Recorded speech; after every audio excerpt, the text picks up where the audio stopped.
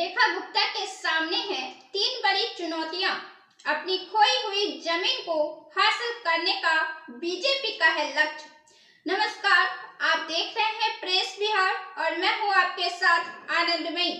दिल्ली में वैश्य समुदाय की अधिकता है। दिल्ली में वैश्य समुदाय को साधने के लिए और महिला वर्ग को साधने के लिए एक बार फिर से भाजपा पार्टी ने रेखा गुप्ता पर भरोसा जताया है। रेखा गुप्ता दिल्ली में भाजपा के दूसरे महिला मुख्यमंत्री हैं और वे दूसरे वैश्य नेता भी हैं।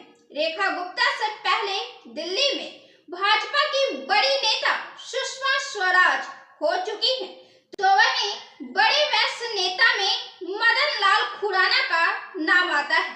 बीजेपी पार्टी ने चौंकाते हुए यह निर्णय लिया, लेकिन जो दिल्ली में बीजेपी पार्टी के राजनीतिक इतिहास को देख रहे हैं, ठीक आज से 27 साल पहले के राजनीतिक पृष्ठभूमि को उनके लिए यह चौंकाने वाला फैसला नहीं है, क्योंकि दिल्ली में भारतीय जनता पार्टी के एक नेता के आवाज पर पूरी दिल्ली रुक जाती थी।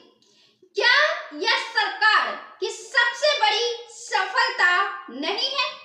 दिल्ली में मुख्यमंत्री महिला होती रही है। कांग्रेस ने शीला दीक्षित को बनाया, जो आज तक सम्मानित है। भाजपा ने सुषमा स्वराज को उतारा, जो आज भी सम्मानित है। और आप पार्टी के संस्थापक चुनाव हार गए, लेकिन दिल्ली की पूर्व मुख्यमंत्री आतिशी मैदान जीत गई। तो दिल्ली का यह राजनीतिक इतिहास रहा है, जहां महिला को सीएम चेहरे पर लाया जाता है और वे दिल्ली की राजनीति में अपना स्थान बनाती है। आतिशी ही जब दिल्ली की सीएम बनी थी, तो उन पर कई तरह की चुनौतियों का होने की बात तो कही ही जा रही थी, लेकिन इससे भी अधिक यह मसला छाया हुआ था कि क्या वे खुद को साबित कर पाएंगी। दिल्ली विधानसभा चुनाव के रिजल्ट से आतिशी ने साबित कर दिया और अब तो दिल्ली की रोचक लड़ाई और भी तेज होगी, जब सीएम भी महिला हो और विपक्ष में भी महिला हो। एक तरफ तो विधायक से सीएम बनी बीजेपी की रेखा गुप्ता है, तो वहीं दूसरी तरफ कई विभाग संभाल चुकी पूर्व मुख्यमंत्री आतिशी है। रेखा गुप्ता राजनीति में अनुभवी नहीं है, लेकिन आतिशी उनसे काफी सीनियर है और वे विपक्ष की भी कमान संभाल रही है। और बीजेपी तथा आप पार्टी के रिश्ते आज की तारीख में सांप नेवले की तरह हो चुकी है। दिल्ली में यह 2 महिला नेताओं की राजनीतिक लड़ाई अब अगले 5 सालों तक देश की राजनीति में दिल्ली को पिछले सभी शासनकाल से अधिक रोचक बनाएंगे। तो वहीं अब रेखा गुप्ता को अपने पार्टी भारतीय जनता पार्टी के उम्मीद पर भी खरा उतरना है। उनकी तुलना अब सीधे दिल्ली में भाजपा के पूर्व मुख्यमंत्री सुषमा स्वराज से की जाएंगी। तो वहीं चूंकि वैश्य समुदाय को साधने के लिए भी उनके नाम पर मुहर लगी है, तो उनके सहारे दिल्ली में वैश्य समुदाय को भी गोलबंद किया जाएगा। अब ऐसे में रेखा गुप्ता पर तिगनी जिम्मेदारी है और 3 बड़ी चुनौतियां हैं। एक, मजबूत प्रतिपक्ष नेता से निपटना। दूसरा, पूर्व दिल्ली की मुख्यमंत्री स्वर्गीय सुषमा स्वराज से बेहतर साबित करना।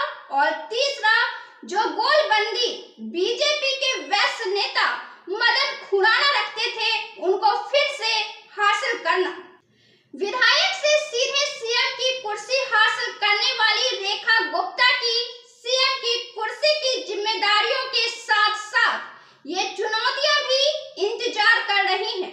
और आने वाले समय में रेखा गुप्ता भी देश की बड़ी धुरंधर और बड़े लोकप्रिय महिला नेताओं में रेखा गुप्ता का नाम शामिल होने वाला है, जहां वे राजनीति में मंचकर देश की राजनीति और राज्य की राजनीति को पलटने का दम रखेंगी। सुषमा स्वराज भी साल 1970 के दशक में अखिल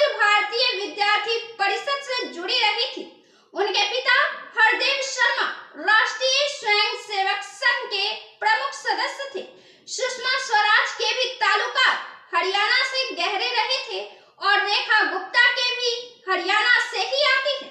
सुषमा स्वराज हरियाणा सरकार के भाषा विभाग की आयोजित राज्य स्तरीय प्रतियोगिता में लगातार 3 बार सर्वश्रेष्ठ हिंदी वक्ता का पुरस्कार जीता। सुषमा स्वराज भी वकील थी और रेखा गुप्ता भी इसी पेशे से हैं।